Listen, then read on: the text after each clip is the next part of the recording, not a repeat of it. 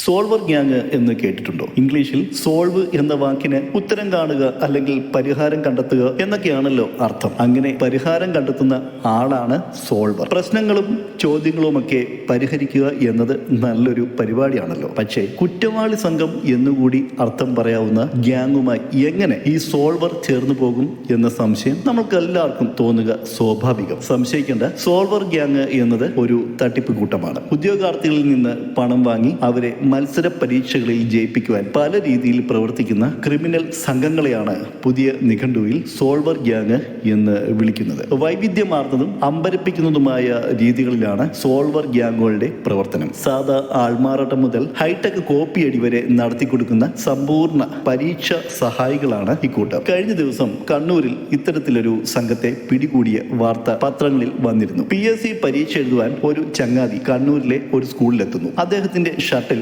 കോളറിൽ ആരുടെയും കണ്ണിൽപ്പെടാതെ ഒരു ചെറു ക്യാമറ, അതിന് മൈക്രോ ക്യാമറ എന്നാണ് പറയുന്നത്, അത് പിടിപ്പിച്ചിട്ടുണ്ടായിരുന്നു. ഈ കുഞ്ഞൻ ക്യാമറ ചോദ്യക്കടലാസിന്റെ പടമെടുക്കും. എന്നിട്ട് ബ്ലൂടൂത്ത് വഴി പരീക്ഷാ ഹാളിന് സമീപത്ത് നിൽക്കുന്ന സോൾവർ ഗ്യാങ് അംഗത്തിന് അയച്ചു കൊടുക്കും. ഗ്യാങ്സ്റ്റർ ഉത്തരങ്ങൾ അതിവേഗം കണ്ടെത്തും. എന്നിട്ട് അകത്തിരുന്ന് പരീക്ഷ എഴുതുന്ന ഉദ്യോഗാർത്ഥിയുടെ ചെവിക്കുള്ളിൽ ഒളിപ്പിച്ചു വെച്ച മറ്റൊരു ചെറു ഉപകരണമുണ്ട്, കുഞ്ഞൻ ഇയർഫോൺ. ഉത്തരങ്ങൾ പുറത്തുനിന്ന് ബ്ലൂടൂത്ത് വഴി വായിച്ചു കൊടുക്കുന്നു. ഉദ്യോഗാർത്ഥി അത് കേട്ട് ഉത്തരക്കടലാസിൽ എഴുതുന്നു. അടിമുടി ടെക്നോളജി മയം അല്ലെ? സാങ്കേതിക വിദ്യയെ ഇത്തരത്തിലൊക്കെ ക്രിയാത്മകമായി ഉപയോഗിക്കുന്ന ഇവരെയൊക്കെ കൈയോടെ പിടിച്ച് പണി കൊടുക്കണം എന്ന് നമുക്ക് തോന്നിയില്ലെങ്കിലേ അത്ഭുതമുള്ളൂ. ഏതായാലും രണ്ടുപേരെ micro camera, earphone, wifi router തുടങ്ങിയ പല ജാതി ഉപകരണങ്ങളോടുകൂടി പോലീസ് പിടികൂടിയിട്ടുണ്ട്. പണി കിട്ടിയെന്ന് പറഞ്ഞാൽ മതിയല്ലോ ഗ്യാങ്സ്റ്ററിന്. ഇനി ഉത്തർപ്രദേശിലെ ഒരു സോൾവർ ഗ്യാങ്ങിനെ പരിചയപ്പെടാം. ആഴ്ചകൾക്ക് മുമ്പ് institute of banking personal selection പരീക്ഷ നടന്നു. ബാങ്കുകളിലേക്ക് ക്ലാർക്കുമാരെ തിരഞ്ഞെടുക്കുവാനുള്ള പരീക്ഷയാണ്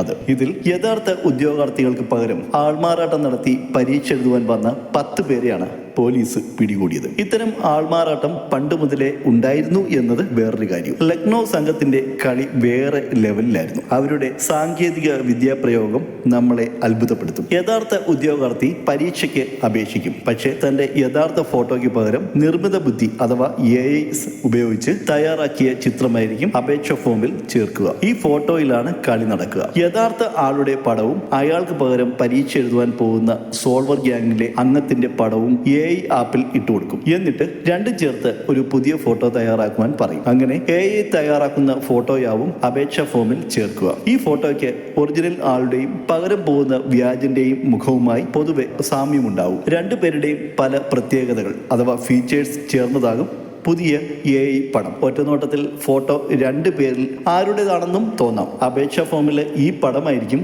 ഹോൾ ടിക്കറ്റിലും വരിക. ഇതുമായി പരീക്ഷ എഴുതുവാൻ വ്യാജൻ അങ്ങ് പോകും. പരിശോധകർക്ക് ഫോട്ടോ നോക്കിയാൽ വ്യാജനാണ് വന്നിരുന്ന് പരീക്ഷ എഴുതുന്നതെന്ന് പെട്ടെന്ന് മനസ്സിലാകത്തൊന്നുമില്ല. ആയിരക്കണക്കിന് പേർ പരീക്ഷ എഴുതുവാൻ വരുമ്പോൾ ഒറ്റനോട്ടത്തിലുള്ള പരിശോധനയല്ലേ ഉണ്ടാവും. ഇതിനൊക്കെ ബയോമെട്രിക് പരിശോധനയും മറ്റുമൊന്നും ഉണ്ടാകാറുമില്ല. ഒരു വ്യാജൻ പരീക്ഷ എഴുതുവാൻ വന്നിട്ടുണ്ടെന്ന രഹസ്യ വിവരത്തിന്റെ അടിസ്ഥാനത്തിലാണ് ലക്നൌവിലെ പരീക്ഷാ കേന്ദ്രത്തിൽ പോലീസ് എത്തിയത്. അയാളെ പിടിച്ചപ്പോഴാണ് പല വ്യാജന്മാർ അകത്തിരിപ്പുണ്ടെന്ന് മനസ്സിലായത്. ഏതാണ്ട് 10 പേരെ പൊക്കിയെന്നത് വേറെ കാര്യം. പക്ഷെ വേറെ എത്രയെത്ര സ്ഥലങ്ങളിൽ എത്രയൊക്കെ പേർ ഈ പരിപാടി നടത്തിയിട്ടുണ്ടെന്ന് ഒരു പിടിയുമില്ല. പോലീസ് തന്നെ പറയുന്നത് ബീഹാർ, ഉത്തർപ്രദേശ്, ഉത്തരാഖണ്ഡ് തുടങ്ങിയ സംസ്ഥാനങ്ങളിൽ നിന്നുള്ളവർ ഉൾപ്പെട്ട വലിയൊരു സംഘമാണ് ഈ പരീക്ഷാ തട്ടിപ്പിന് പിന്നിൽ കളിക്കുന്നതെന്നാണ് പറയുന്നത്. മുൻപും പല മത്സര പരീക്ഷകളിലും ഇവർ സമാന രീതിയിലുള്ള തട്ടിപ്പുകൾ നടത്തിയിട്ടുണ്ടത്രേ. 2 ലക്ഷം രൂപ വരെയാണ് ഒരു ഉദ്യോഗാർത്ഥിയിൽ നിന്നും പരീക്ഷാ കടമ്പ കടക്കുവാൻ സോൾവർ ഗ്യാങ് വാങ്ങുന്നത്. ജെമിനി, ChatGPT, ഫോട്ടോ തുടങ്ങിയ AI ആപ്പുകളാണ് ഇവർ ഉപയോഗിച്ചതെന്നാണ് പോലീസ് പറയുന്നത്. എല്ലാം സൗജന്യമായി ഉപയോഗിക്കാൻ കഴിയുന്നവ. AI കാലത്ത് ഒന്നിനും ഒരു നിശ്ചയമില്ലെന്നത് ചുരുക്കം. അതിനാൽ ഇനി വരുന്ന നീറ്റ്, അതുപോലെ തന്നെ കീം തുടങ്ങിയ പരീക്ഷകളിലൊക്കെ അധ്യാപകർ, അതുപോലെ തന്നെ ഇൻവിജിലേറ്റേഴ്സ്, ഇവരൊക്കെ വളരെയധികം ജാഗ്രത കാണിക്കേണ്ടിയിരിക്കുന്നു. കാരണം നന്നായി അധ്വാനിച്ച് പഠിച്ച് പരീക്ഷയ്ക്ക് വരുന്ന കുട്ടികൾക്ക് ഇവര് ഒരു ഭീഷണിയാണ്. അതുകൊണ്ട് ജാഗ്രത. ഈ ചാനൽ ഇതുവരെ സബ്സ്ക്രൈബ് ചെയ്യാത്തവർ ദയവായി സബ്സ്ക്രൈബ് ചെയ്ത് സപ്പോർട്ട് ചെയ്യുക. അതുപോലെ തന്നെ വീഡിയോ ഇഷ്ടമായാൽ ലൈക്ക് ബട്ടൺ പ്രസ് ചെയ്യുവാനും മറക്കരുത്.